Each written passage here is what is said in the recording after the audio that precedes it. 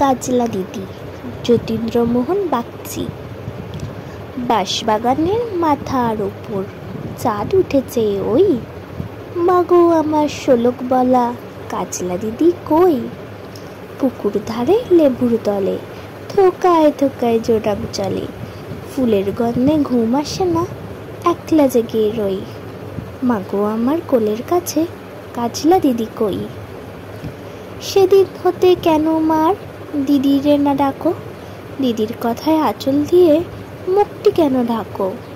খাবার খেতে আসি যখন দিদি বলে ডাকি তখন, ও ঘর থেকে কেন মার দিদি আসে না গো? আমি ডাকি তুমি কেন চুপটি করে থাকো? বলমা দিদি কোথায় গেছে, আসবে আবার কবে?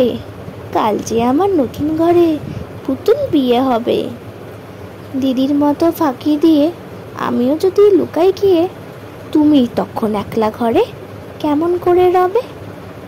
আমিও নাই দিদিও নাই, কেমন মজা হবে।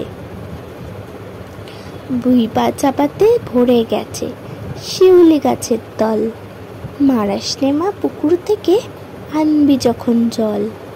ডালিম গাছের ফাঁকে ফাঁকে বুলবুলিটা লুকিয়ে আছে, উড়িয়ে তুমি দিও না মা ছিঁড়তে গিয়ে ফল। দিদি যখন শুনবে এসে বলবে কি মা বল? বাঁশবাগানের মাথার ওপর চাঁদ উঠেছে ওই, এমন সময় মাগো আমার কাজলা দিদি কই? লেবুর তলে পুকুর পাড়ে ঝিঝি ডাকে ঝোপে ঝাড়ে, ফুলের গন্ধে ঘুম আসে না, তাই তো জেগে রই।